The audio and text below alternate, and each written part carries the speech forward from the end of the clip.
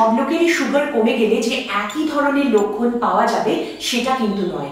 বিভিন্ন ধরনের লোকেদের বিভিন্ন ধরনের লক্ষণ পাওয়া যেতে পারে সুগার ফল করলে। একজনের লক্ষণ অন্যজনের থেকে আলাদাও হতে পারে। শরীরে সুগারের মাত্রা কতটা কমে গেছে সেটার ওপরেও কিন্তু অনেকটাই লক্ষণগুলো নির্ভর করে।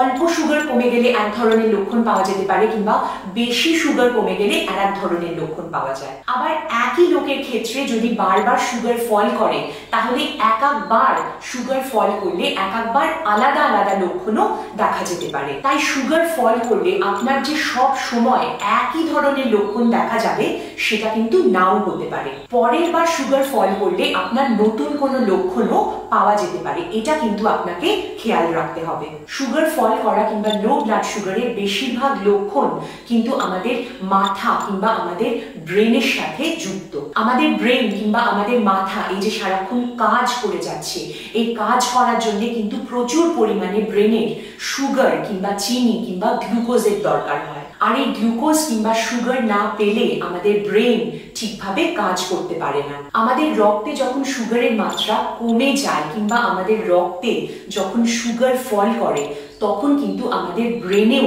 সুগারের মাত্রা কমে যায়। আর আমাদের ব্রেন ঠিক তখনই আমাদের শরীরকে একটা সিগন্যাল দেয় যে আমাদের রক্তে গ্লুকোজ কম আছে।